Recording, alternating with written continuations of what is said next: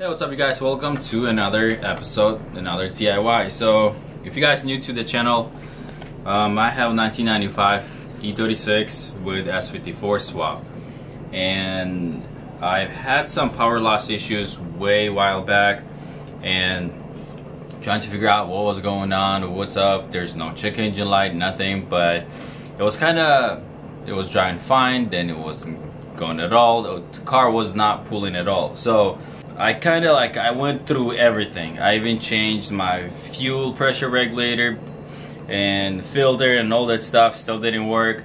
I went to my friend's shop. He has a BMW scanner, and when he scanned the ECU, he had knock sensor code came up.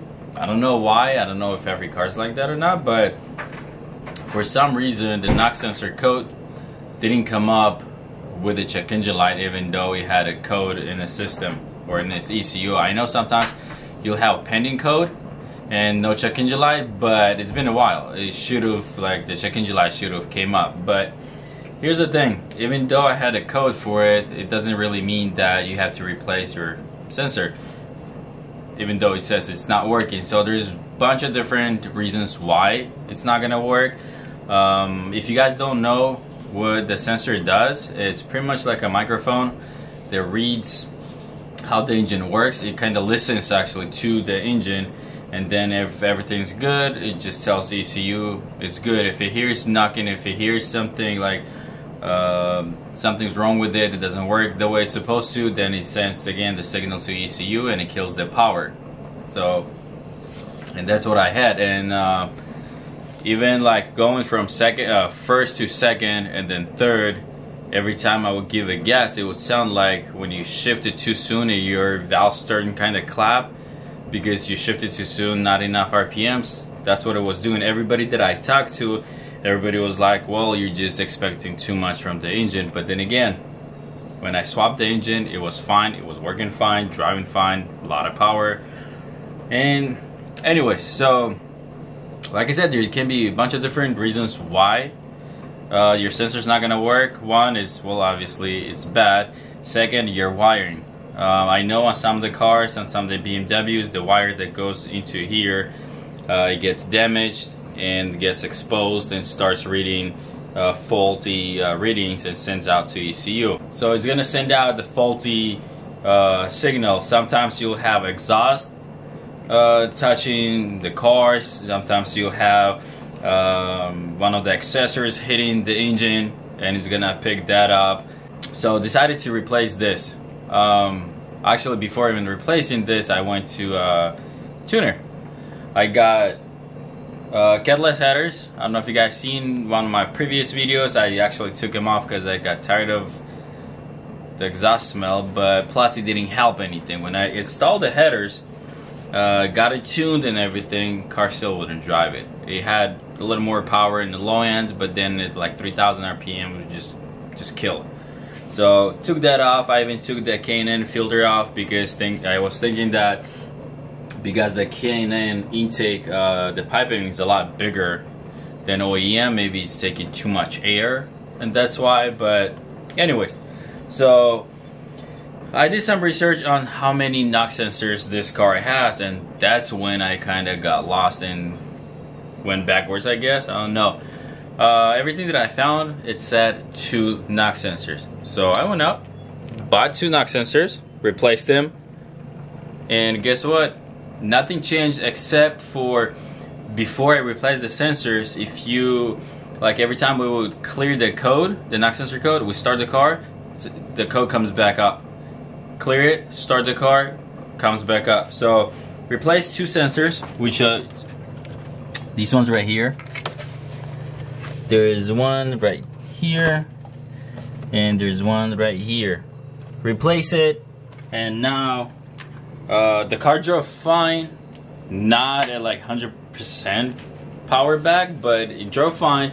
My sport mode button came back because before I would press the sport mode and nothing. If you guys have S54 engines, you know that these cars, E36 M3s, they come with the sport mode button, which is when you press the button, everything changes. The sound of your engine, sound of your exhaust, your acceleration or your gas pedal, like everything. You can't be going like 60 or 70 on the freeway. You press the button and the car goes faster. So everything came back, but after driving a little bit, it would just die again. So started researching more and more. I actually even posted on Instagram trying to figure out what the heck is going on with the knock sensors, because I found one post, the guy said there's 3 knock sensors, and when he posted the pictures and everything saying like, you know, how to change it all, he only mentioned 2 sensors, the ones that I replaced. I'm gonna post the pictures so you guys can see it, but when I posted on Instagram, I had a couple people actually send me pictures and said there's actually 3. And the third one is behind here. I'm gonna take this off, I'll show you what's up. But I ordered the third one, new sensor, so I'm gonna replace it. I know my intake's off, but it's pretty much easy, straightforward. On bolts, but I'm not gonna go through all that. So I'm gonna replace the knock sensor, and hopefully this is gonna fix my power issues. I'm hoping, because I want the power back. So let's replace it.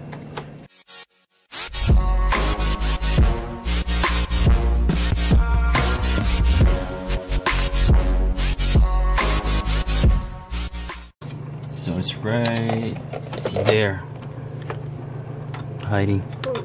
See it?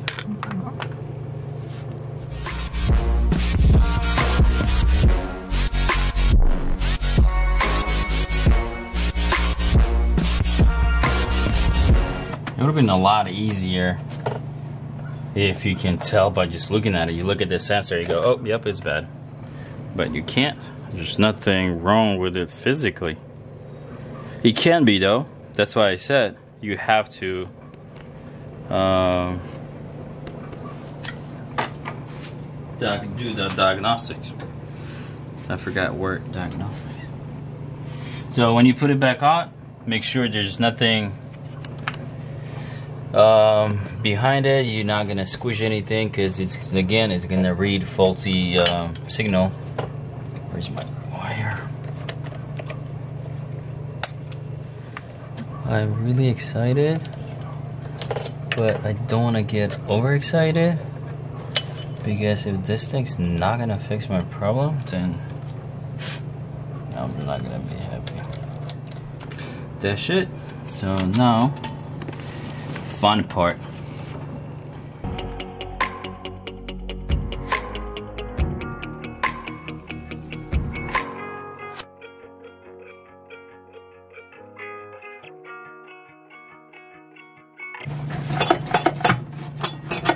There you go. So the important thing when you do this, don't shove it going crazy, because you can kink one of these hoses and you're gonna have really bad air leak. Sometimes I'll take like a little bit of oil, dab my finger in it, and just go over the inside of the rubber bushing or the piping, whatever, and it works fine. Don't do a lot, but it works. Okay, so now it wasn't too bad. I am excited, but like I said, I'm nervous, because if it's not gonna fix it, well, maybe you need to drive. Well, here's the thing though. Sometimes when you replace something like that, there's a chance that it's not gonna fix it right away, because you have to drive like a 1 or 2 cycles, driving cycle. So I'm gonna test drive it. If it's still gonna be the same, I'm gonna delete the drive cycle and then drive it, but it usually takes 50 miles, give it a take. So yeah, it's not like a couple miles.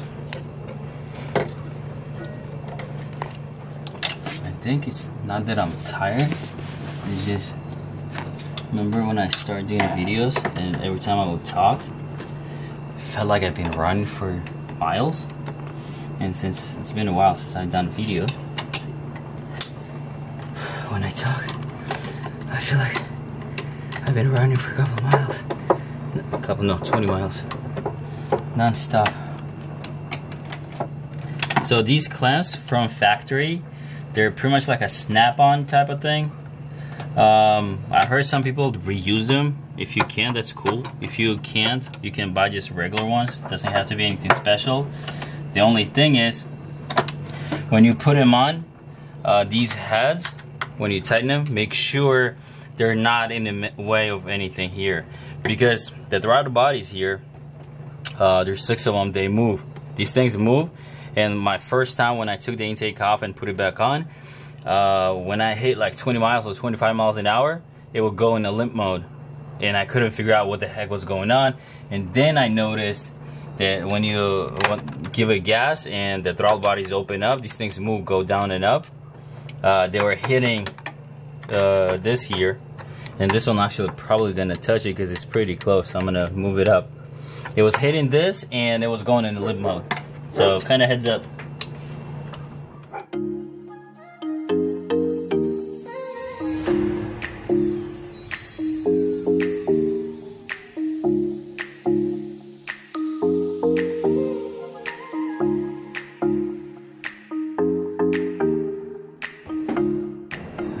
You guys like my creation? So here's the thing, we're gonna smoke this thing. I got UF tester, and I know the glove is kind of ghetto, but I don't have one of those rubber cones that you put this in a cone and then the cone goes into the intake or whatever, but I'm using a glove. It's still gonna work. So let's smoke it, and I want to see if I have any air leaks here or here, because I usually, when I put this intake, I don't know why, but I always have air leak from here, from this joint. So let's see how it's gonna be right now. There you go. See, and this way I know that there's air going in. Oh, right there. Where? Right here. Oh.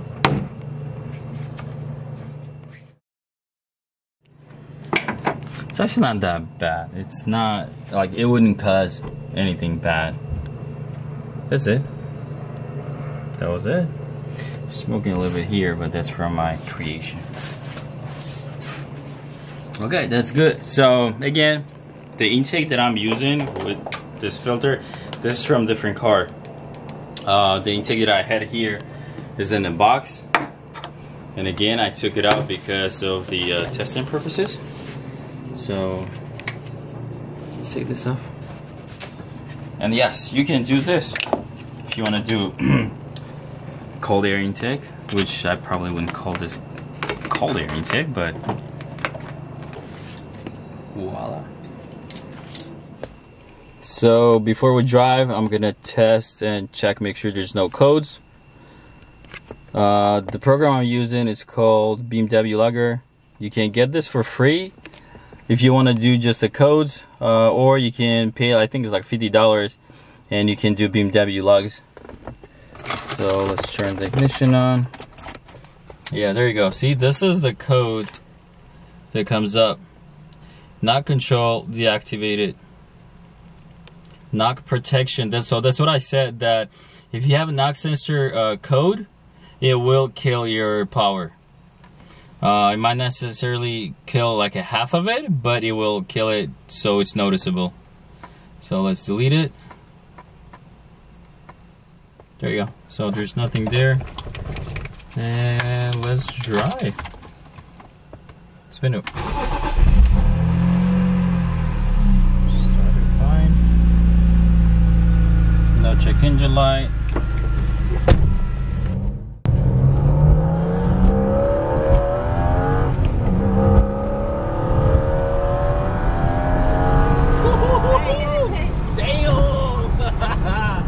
It's back, I think. Is that a good thing? No speeding. That's like miles an hour in third gear, no problem. Now it's like barely 5,000 RPMs. When you should go home? Oh shoot, yeah. Don't get too excited.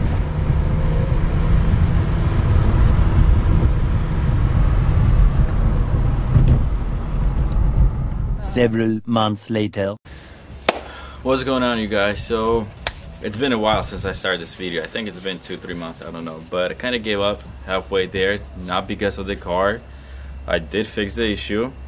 it was the knock sensors.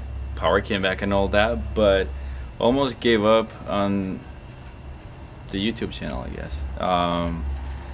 I was this close to close my account, delete all the videos, but then I kind of started thinking and I said, you know what, I'm gonna go ahead and just keep on going. There's gonna be more on that in not next video but the video after that, probably, because I have a couple things coming up for the next video. But as far as the knock sensors, I replaced the sensors and power is back.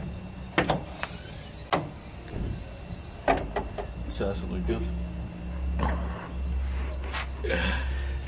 So honestly, I almost forgot how fun it is to drive this car. So replaced all three sensors and the power is back. I've been driving, like I said, I started the video like 3 months ago or so, and it's been constant power. My sport mode is working, and it's like I said, man, it just, no words will explain how I feel after I got the sensors done. So a couple things behind the scenes that I did on the car. If you've been following me on Instagram, you probably know, you've seen it.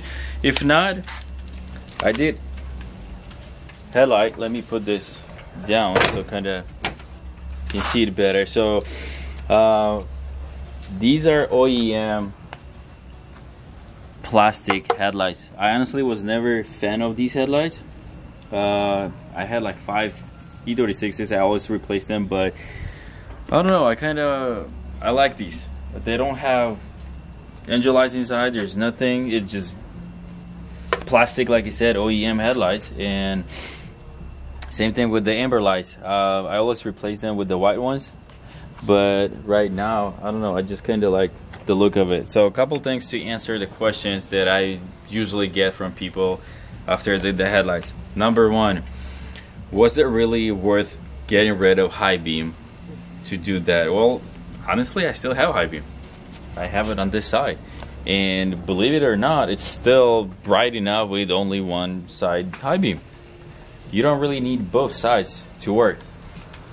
Number two, was it really worth it? Does it do anything? And yes, it does, 100%. So I was going to do video before and after with this headlight to kind of measure the temperature of the actual intake, but like a week after I did the headlight, we got this kind of weather, and it might look kind of sunny, but it is cold. Like, it's cold.